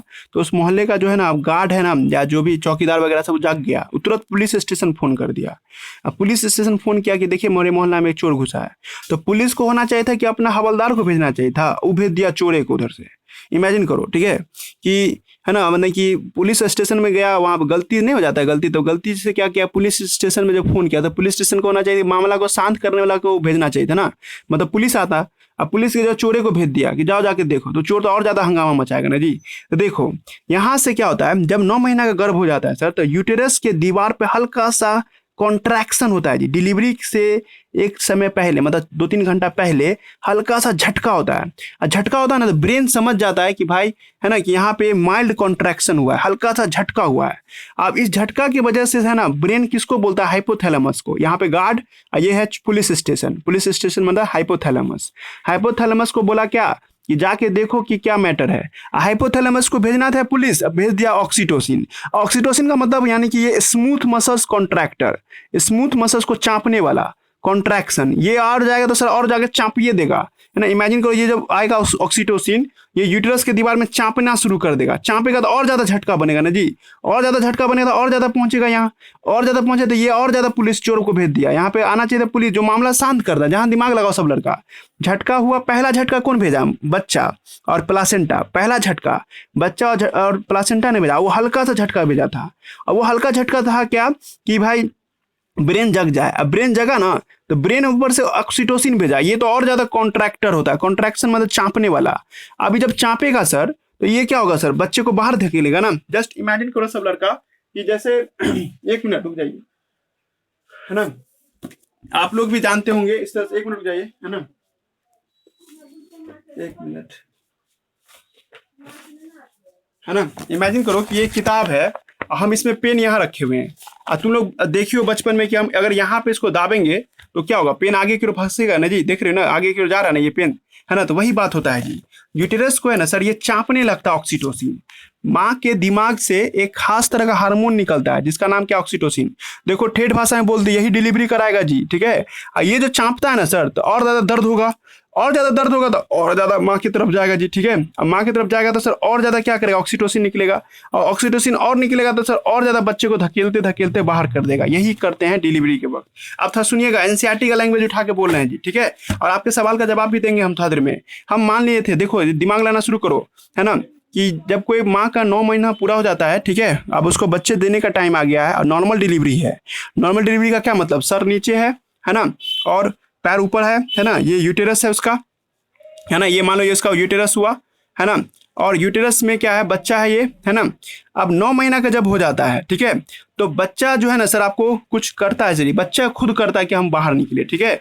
उससे पहले एक बात और याद रखो कि सर डिलीवरी जो होता है ना सर, डिलीवरी, है ना, delivery is the control of, है ना, आपको किसके कंट्रोल में डिलीवरी, है ना। तो डिलीवरी कंट्रोल है सर हार्मोन के कंट्रोल में, है ना, डिलीवरी, है ना। हम तुम लोग को पहले ही गाइड कर चुके हैं कि जितना भी रिप्रोडक्शन से रिलेटेड प्रॉब्लम होता है वो सब हार्मोन संभालता है। डिलीवरी डन बाय, है ना, हार्मोन, है ना। ये किसके कंट्रोल में है, हार्मोन में। हार्मोन के लिए कौन सा वर्ड इस्तेमाल करते थे जी, इंडोक्राइन ना, इंडोक्राइन मैकेनिज्म, इंडोक्राइन मैकेनिज्म। मतलब झटके में थोड़े होगा सर, थोड़ा टाइम लगता है, इसलिए डिलीवरी जो होता है 2 घंटा 3 घंटा लेता है ना, डिलीवरी में, है ना। अब यहाँ से आप लोग बात कर रहे हैं कि जब आपको 9 मंथ का पूरा हो जाता है सर पॉइंट, है ना, तब क्या होता है सर, है ना, कि बच्चा बच्चा कुछ कुछ ऐसा करता है सर, बच्चा हल्का सा झटका मारता है यूटेरस पे, और प्लासेंटा भी झटका मारता है यूटेरस पे। इसको कौन कैच कर लेता है सर, माँ का ब्रेन, है ना, माँ का जो ब्रेन होगा वो कैच कर लेगा जी। अब ब्रेन जब कैच करेगा ना तो वो कहेगा कि चलो इसको झटका को कम किया जाए। और झटका को कम करने के लिए किसको बोलेगा? हाइपोथैलेमस को। हाइपोथैलेमस जो होता है ऑक्सीटोसिन हार्मोन निकालता है। ऑक्सीटोसिन, ऑक्सीटोसिन नाम का एक हार्मोन है ना जी। ये ऑक्सीटोसिन नाम का जो हार्मोन निकलता है सर, ये जाता है यूटेरस के स्मूथ मसल्स को और चापिए देता है, मायोमेटेरियम को चापता है सर, है ना। इमेजिन करो कि जब चापेगा तो फिर से झटका बनेगा ना जी। जब फिर से झटका बनेगा तो फिर से ऑक्सीटोसिन आएगा, और ज्यादा ऑक्सीटोसिन आएगा, और ज्यादा चापेगा सर, है ना जी। इसको चापना शुरू करेगा, और चापेगा तो सर ऐसा नहीं कि सब तरफ से चापेगा, ऊपर से नीचे की ओर चापेगा। तो रिदमिक कॉन्ट्रैक्शन लिखते हैं, है ना। ऑक्सीटोसिन क्या काउज करता है सर? काउज रिदमिक कॉन्ट्रैक्शन, है ना। रिदमिक मतलब रिदम में, रिदमिक कॉन्ट्रैक्शन। और रिदमिक कॉन्ट्रैक्शन जो होगा सर, तो सर ये ऊपर से नीचे की ओर वेव बनेगा। और तुम खुद जाने धक्का लगेगा तो क्या बच्चे को आगे की ओर जाएगा ना, धकेलेगा ना, पानी सहित सब क्या होगा, सब बाहर क्यों निकलेगा। फोर्स ज्यादा लगेगा इस पे और बच्चे को ढकेलता चला जाएगा, और ज्यादा माँ को झटका महसूस होगा, तो और ज्यादा यहाँ ब्रेन से क्या निकलने लगेगा? ऑक्सीटोसिन। ऐसे करते करते क्या होगा सर? बच्चे को बाहर फेंक देगा जी, ठीक है। ये खुद ब खुद होने वाला प्रक्रिया है। और तुमसे कोई पूछेगा कि कौन करता है, तो ऑक्सीटोसिन करता है जी, ठीक है। ऑक्सीटोसिन कैसे कर दिया? रिदमिक कॉन्ट्रैक्शन से, ठीक है। एक लैंग्वेज लिख देते तो समझ में आ जाएगा, है ना। ये एट द एंड ऑफ, देखिए सुनिएगा सब लड़का, एट द एंड ऑफ, है ना, आपको जेस्टेशन पीरियड, जेस्टेशन पीरियड के खत्म होने पर, है ना, eight the end of gestation period, है ना, द फीटस एंड प्लासेंटा, है ना, स्टार्ट माइल्ड कॉन्ट्रैक्शन, है ना, कॉन्ट्रैक्शन, हल्का सा झटका दे रहा है सर, इतना कम झटका दे रहा है कि सर वो बाहर नहीं निकल सकता है। माइल्ड कॉन्ट्रैक्शन ऑन यूटेरिन वाल, है ना, दिस, है ना, अब cause activation of female brain. ये फीमेल ब्रेन को क्या करता है? एक्टिवेट करता है जी, ठीक है। अब वो समझ जाता है फीमेल ब्रेन की इसको बाहर निकलने का वक्त आ गया है, ठीक है। फीमेल ब्रेन, है ना जी, मतलब at the end of gestation period the foetus and placenta start, है ना, माइल्ड कॉन्ट्रैक्शन। यही तुम ध्यान रखना, डिलीवरी कौन करना चाहता है? ये बच्चा और प्लासेंटा, इसलिए पहले शुरुआत यही करता है, पहला स्टेप यही उठाता है, initiating step. Mild contraction uterine wall causing the activation of brain, this phenomena is called, इस फेनोमेना को क्या कहते हैं जी? इस फेनोमेनन को is called foetus ejection reflex. NCERT देखो जल्दी से अभी तुम लोग, है ना, फीटस, है ना, फीटस इजेक्शन रिफ्लेक्स। देखो ये लाइन लिखा होगा, फीटस इजेक्शन रिफ्लेक्स, है ना। देखो फीटस इजेक्शन रिफ्लेक्स कहेंगे जी, ठीक है। मेडिकल में यही क्वेश्चन पूछता है, फीटस इजेक्शन रिफ्लेक्स कौन करता है? तो तुमको याद रखना होगा प्लासेंटा एंड कौन, है ना, आपको फीटस, है ना। माँ ने शुरू की है, बच्चा शुरू किया है कि हमको बाहर निकलना है जी, ठीक है। इसको हम लोग क्या नाम देंगे? फीटस इजेक्शन रिफ्लेक्स, है ना। ये तभी स्टार्ट होगा जब बच्चा पूरी तरह से तैयार हो जाए, तब, पहले नहीं शुरू कर देगा, है ना जी। 7वां महीना में कभी नहीं शुरू कर सकता, 9वें महीना में ये शुरू करेगा जी। अब, है ना, एंड दिस इन दिस, है ना, इसके वजह से इन दिस, है ना, इन दिस सॉरी, है ना, दैट्स बाय, है ना, नाउ लिखते हैं, नाउ, है ना, after foetus ejection reflex, after foetus, है ना जी। सुनिएगा, बस 10 मिनट क्लास और लेंगे। फीटस इजेक्शन रिफ्लेक्स की वजह से, है ना, foetus ejection reflex, now after foetus reflex, है ना, मदर पिट्यूटरी ग्लैंड, है ना, वही हाइपोथैलेमस, वही बात हुआ, मदर पिट्यूटरी ग्लैंड, है ना जी, वही हाइपोथैलेमस से हुआ, क्योंकि हम बोले थे ना हाइपोथैलेमस काम करने के लिए किसका मदद लेता है? पिट्यूटरी ग्लैंड का ना। व्हेन, है ना, आफ्टर, है ना, foetus ejection reflex, mother pituitary gland, देखना बच्चे का पिट्यूटरी ग्लैंड नहीं, माँ का पिट्यूटरी ग्लैंड, है ना, रिलीज, है ना, रिलीज ऑक्सीटोसिन हार्मोन। रिलीज क्या करता है? ऑक्सीटोसिन हार्मोन, ठीक है ना। दिस ऑक्सीटोसिन हार्मोन, है ना, दिस ऑक्सीटोसिन हार्मोन, है ना, ये हार्मोन, है ना, इंक्रीज कॉन्ट्रैक्शन, है ना, ये क्या करेगा? कॉन्ट्रैक्शन को बढ़ा देगा, एज वेल एज, है ना, ये रिदमिक कॉन्ट्रैक्शन को बढ़ाएगा, as well as rhythmic contraction, है ना। रिदमिक कॉन्ट्रैक्शन को क्या करेगा? ये प्रमोट करेगा, रिदमिक कॉन्ट्रैक्शन को क्या करेगा? प्रमोट करेगा जी, ठीक है। मतलब ऊपर से नीचे की ओर, ये मत को लड़का समझना कि सब तरफ से ऑक्सीटोसिन आके सब तरफ से भाई सब तरफ से कॉन्ट्रैक्शन करेगा तो कभी बच्चा निकल ही नहीं पाएगा जी, है ना जी। इसलिए ऊपर से नीचे की ओर कॉन्ट्रैक्शन करता है, इमेजिन हो रहा है जी। मतलब ऊपर से नीचे की ओर धकेलेगा ताकि सर बच्चे के साथ सारा सामान बाहर निकल जाए। मतलब बच्चे में जो आपको कोरियोन था, एमनियोन था, सब बाहर निकल जाए जी, ठीक है। सबको धक्का देगा ना, पूरा साफे कर देगा सर। रिदमिक कॉन्ट्रैक्शन करता है oxytocin and increase contraction as well as rhythmic contraction increase करता है जी, ठीक है ना। एंड इवेंचुअली है ना द मोर एंड मोर है ना, मोर एंड मोर ऑक्सीटोसिन निकलेगा, ऑक्सीटोसिन निकलता है ना, मोर एंड मोर है ना ऑक्सीटोसिन निकलेगा, है ना, मोर एंड मोर ऑक्सीटोसिन है ना, ऑक्सीटोसिन रिलीज है ना। एंड कॉन्ट्रैक्शन क्या होगा, फास्ट होगा, कॉन्ट्रैक्शन क्या होगा है ना, विगरस होता चला जाएगा, है ना। उसका जो लहर होगा वो बढ़ता चला जाएगा जी, ठीक है। ये बात समझ जाओगे एंजाइटी जब पढ़ेंगे तो, ठीक है। अब एक बात लास्ट पॉइंट है जी, तुम लोग की तरफ से सवाल आता कि सर ऐसे रहता तो फिर तो है ना कि हम किसी भी तरह से हम बच्चे को बाहर निकाल सकते हैं। मतलब कोई लड़का कहेगा कि कोई माँ है, माँ को ऑक्सीटोसिन नहीं बन रहा है सर, मतलब वो चाह के भी कितना फोर्स लगा रही है ना, तो बच्चे को बाहर नहीं कर पा रही है।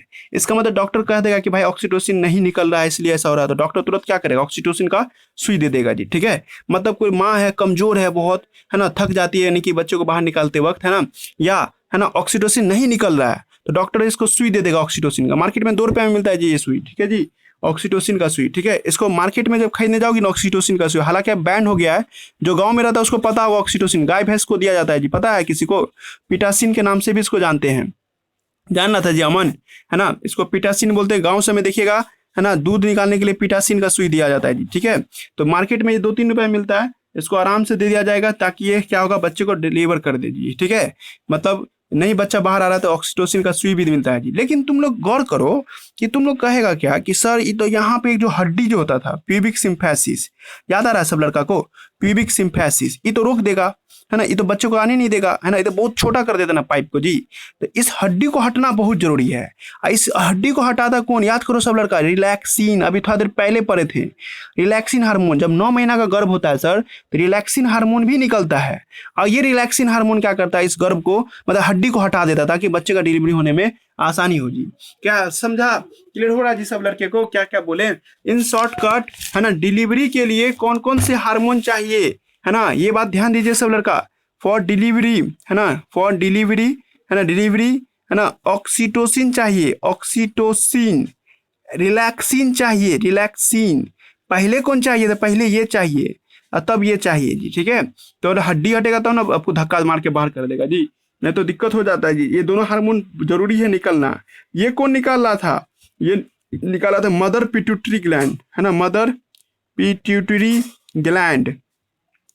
और ये कौन निकाला था, तो प्लासेंटा और ओवरी, प्लासेंटा और कौन निकालता है आपको, ओवरी निकालता है जी, ठीक है। क्लियर हुआ। ये कब निकलता है, जब लास्ट जिस दिन की डिलीवरी होना रहता है तब। और झटका कौन देता है, झटका इनिशिएट कौन करता है, तो ब्रेन का, सॉरी बच्चा और, है ना, प्लासेंटा ही झटका देता है, झटका में लात मारता है जी, ठीक है। उसी से क्या होता है ना, आपको नहीं कि ये सब पूरा प्रोसेस स्टार्ट हो जाता है जी, ठीक है। समझ में आया, क्लियर हुआ सबको, ठीक है। अब ये जो हड्डी हटता है ना जी रिलैक्सिन की वजह से, यानी कि प्यूबिक सिम्फेसिस का जो हड्डी हटता है, इसी से बहुत तेज दर्द होता है माँ को, है ना। इसी दर्द को वो आपको लेबर पेन के नाम से जानते हैं जी, लेबर पेन कभी सुना है नाम, लेबर पेन, है ना। कभी सुनिएगा डॉक्टर सब जब ऑपरेशन जैसे डीएमसीएच जाओगे ना, तो डीएमसीएच में जहाँ पे बच्चे को जन्म दिया जाता है, नहीं जिस रूम में बच्चे को जन्म दिया जाता है उसका नाम लिखा रहता है लेबर रूम, है ना। लेबर रूम का मतलब ये नहीं समझना कि वहाँ पे लेबर सब काम कर रहा है जी, ठीक है। लेबर का मतलब, है ना, उस जगह पे माँ का बच्चे को जन्म दिलाया जाता है और उस दौरान जो दर्द होता है ना, वो लेबर पेन कहलाता है। भाई नाम से है, कहाँ से नाम लाया पता नहीं हमको, ठीक है। हम भी ढूंढते रह गए लेबरे पेन क्यों कहते हैं, है ना, क्या पता मजदूर जैसा काम था होगा, ठीक है। खैर, है ना, तो ये लेबर पेन होता है ना, जब प्यूबिक सिम्फेसिस का हड्डी हटता है तो जी, ठीक है, तब ये बाहर होता है। नॉर्मल डिलीवरी इतना दिस दैट से होता है जी, ठीक है, नॉर्मल डिलीवरी में, है ना। लेकिन यही अगर नहीं निकलेगा, रिलैक्सिन नहीं निकले, ऑक्सीटोसिन नहीं निकले, तो डॉक्टर बगल से सुई देगा। अब बगल से सुई दे करके ऐसा करवाएगा, तब भी नहीं हो रहा है, तब बाद में डॉक्टर क्या कहता है, पेट यूटेरस को चीरे करके अंदर से बाहर निकाल लेता है बच्चे को। इसको हम लोग सिजेरियन कहते हैं, कैंची चलाना इसको हिंदी में बोलते हैं, है ना, सिजेरियन। सिजेरियन का मतलब CS शॉर्टकट में, डॉक्टरी भाषा में CS बोलते हैं, इसका फुल फॉर्म सिजेरियन होता है ना। सिजेरियन के तौर पे हम लोग क्या करते हैं, बाहर निकालते हैं। ये कब होता है, जब बच्चा उल्टा हो, उल्टा समझ रहे हो ना, पैर नीचे हो और सर ऊपर हो, तो इसमें बच्चे का पैर टूट सकता है। इसलिए डॉक्टर कहता है कि नहीं, ऑपरेशन करके हटा दे। एक तरफ चीरा लगाएगा, इसी तरफ से हाथ घुसा करके बच्चे को बाहर निकाल लेगा, है ना जी, पूरा सामान सहित, है ना किरण हुआ जी। वो जो प्लग वलग सा था वो सब भी टूटने लगता है जी, है ना। ये नहीं था सर्वाइकल प्लग, ये सब जब धक्का देके ये सब को बाहर करोगे तो ये सब तो अपने आप फट के निकल जाए ना। इसलिए लिक्विड सब भी निकलता है, अमनियोनिक फ्लूइड सब होता है वो सब भी बाहर निकलता है। जब ये सब फ्लूइड सब फट के निकल जाता है, ये सब चिपक जाता है बच्चे से, इसलिए डॉक्टर नर्स है ना उसको गर्म पानी से या कपड़ा से, है ना, तौलिया से उसको पोंछ देता है या तेल से पोंछ देता है, ताकि इस पे जो चमड़ी से जो चिपक जाता है हटाना जरूरी हो जाता है। अमनियोन अकोरियन नहीं था प्लास्टिक का जैसा, वो चिपक जाता है बच्चे से पानी निकल जाने के बाद, तो इसको डॉक्टर सब है ना ये अपना, है ना, इसको हटा देता है जी। ठीक है, बात समझा जी, कुछ डिलीवरी का मतलब समझा दिए जी। ठीक है, ऐसा करो, है ना, 1 घंटा के बाद मतलब लगभग 10 बजे में फिर से ज्वाइन करो। मेरा मोबाइल भी गर्म हो गया है, 10 बजे में ज्वाइन करो, आज खत्म ही कर देंगे जी। ठीक है, उस टाइम में रीडिंग दे देंगे सब, है ना जी, 10 बजे में रहेगा। Hello hello,